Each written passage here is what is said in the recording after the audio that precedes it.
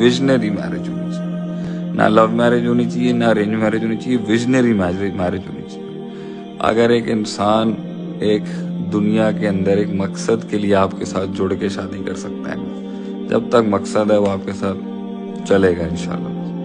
जब मियाँ बीवी के बीच में कोई गोल ही नहीं है, शादी का, मैरिज का कोई पर्सपेक्टिव ही नहीं है कि हमने करना क्या है, वो शादी ही एंड में कॉम्प्रोमाइजेस का ही ना, कॉम्प्रोमाइजेस भी किसी मकसद के तहत किए जाएंगे ना तो शादी चलती है। जब कोई मकसद ही नहीं, कोई हदफ ही नहीं, ना खावंद का ना बीवी का, कि हमने पहुंचना कहाँ है और हमने करना क्या है इसी जिंदगी के साथ, हमने अपनी औलादों को, बच्चों को क्या बनाना है, क्यों कर रहे हैं हम शादी एक दूसरे के साथ। तो ये तो हमारे यहाँ तो ये है ना कि कुछ नहीं है तो शादी करनी ही नहीं। लोगों को बताया जाए कि ये ह्यूमन डेवलपमेंट का सबसे बड़ा पार्ट है शादी करना।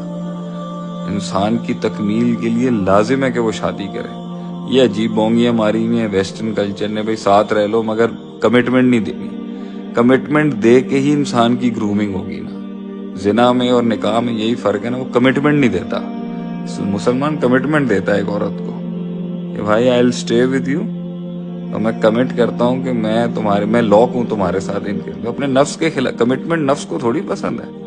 नफ्स को तो याशी चाहिए, घूमे फिरे, अनलॉक्ड रहे, अनडिफाइंड रहे, अनटेम्ड रहे, हर जगह वो चाहता है मेरे पे किसी का कंट्रोल ही ना हो। तो कमिटमेंट होती है जो इंसान को लॉक करती है पॉलिश होने के अंदर। कमिटमेंट दे कि मैं एक औरत के साथ जो जुड़ूंगा, कमिटमेंट के साथ जुड़ूंगा, ये इससे भागेगा इंसान का नफ्स।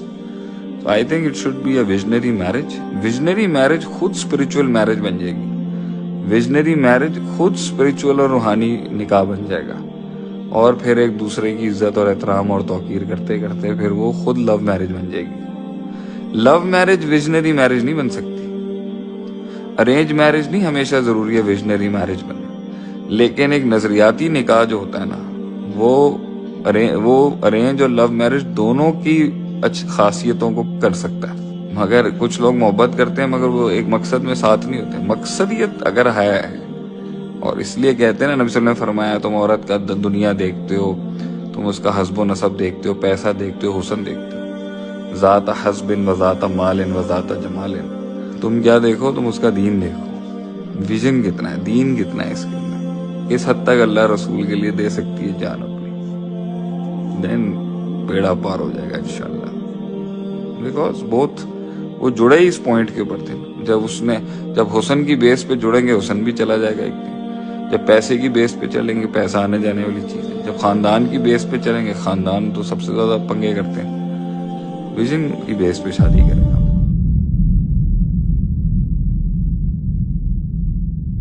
तौहीद फिल तलब, तौहीद फिल अकीदा, तौहीद फिल तलब। वो तलब जो हम पढ़ चुके हैं सूरह हज में, ज़अफ़त तालिब वल मतलूब। ये तालिब व मतलूब का जो रिलेशनशिप है, हर इंसान का कोई ना कोई मतलूब है, कोई आइडियल है, कोई आदर्श है, किसी के लिए वो जी रहा है, किसी मकसद के लिए। एक इंसानों की अजीम अक्सरियत है जो हैवानी सतह पर जिंदगी गुजार रहे हैं, जिनका कोई मकसद जिंदगी है ही नहीं। इंस्टिंक्ट्स, जैसे कि हैवानात हैं, पेट में भूख लगी है वो खाएगा, इधर उधर मुंह मारेगा। इसी तरीके से उसका जिनसी जज्बा, उसका एक निजाम है, उसके तहत ही होता है। उसमें जिनसी जज्बा उस तरह का भी नहीं है कि बाद इंसान जो है वो सूअर बन जाते हैं जिनसी एतबार से, वो नहीं है। उनका एक निजाम है, बस इंस्टिंक्ट के तहत है चल रहा। तो जो लोग सिर्फ इसी पर खाना पीना, बच्चे पैदा करना, उनको पाल देना, अगर ये काम कर रहे हैं, कोई उनकी जिंदगी में मकसद है ही नहीं, तो वो निरे हैवान है, इंसान है ही नहीं। उलाइका कल अनआम बल हुम अदल, वो चौपायों के मानिंद है, बल्कि उनसे भी गाय गुजरे। इंसान कहलाने का मुस्तहिक कम से कम वो शख्स है कि जिसने जिंदगी में कोई ना कोई मकसद मुअय्यन किया। किस लिए जीना है, किस लिए मरना है, जिंदगी काहे के लिए?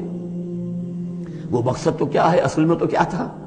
अपने रब को चाहो, उससे मोहब्बत करो, उसको मतलूब बनाओ। तुम्हारा मतलूब सिर्फ अल्लाह हो, ला मतलूब इल्लल्लाह, ला मकसूद इल्लल्लाह, ला महबूब इल्लल्लाह। ये था जिसके लिए तुम्हें जीना था, इसी के लिए तुम्हें मरना था। इन्ना सलाती व नुसुकी व महयाया व ममाती लिल्लाहि रब्बिल आलमीन। जिस शख्स की ये तौहीद नहीं है, वो अकीदे की तौहीद लिए फिरे, अमल में मुशरिक है। शिर्क फिल अमल, जिसका तस्करा पहले भी हो चुका है, लेकिन इन सूरतों में अब एक बड़े सीक्वेंस के साथ आएगी बात। वैसे वो आयत हम पढ़ चुके हैं, अरायत मन इत्तखज़ इलाहहु हवाहु अफअंत तकूनु अलैहि वकीला। اے نبی آپ نے اس شخص کو دیکھا جس نے اپنی خواہش نفس کو اپنا معبود بنا لیا؟ تو کیا آپ ایسے شخص کی ذمہ داری لیں گے؟ وہ کہتا تو ہے اپنے آپ کو میں موحد ہوں، اپنی خواہشات نفس، اپنے نفس کے کسی مطالبے کو پورا کر رہا ہے۔ یہ دیکھے بغیر کہ اللہ نے اس کو حلال کیا یا حرام کیا ہے، تو اس کا معبود تو اس کا نفس ہے، اللہ کہاں ہے؟ ہاں اللہ کے لیے بھی جا کے نماز پڑھ لیتا ہے، لیکن دوسری طرف وہ نفس کو اپنا معبود بنا کے شرک کر رہا ہے۔ کہتا ہے لا الہ الا اللہ، تعویذ کو وہ اس کے جو ہے باقاعدہ تسبیح کر رہا ہے، ضربے لگا رہا ہے، جبکہ اس کا معبود اس کا نفس ہے۔ اسی طریقے سے حدیث میں آیا تعیس عبد الدینار و عبد الدرہم، ہلاک ہو جائے یا ہلاک ہو گیا درہم و دینار کا بندہ۔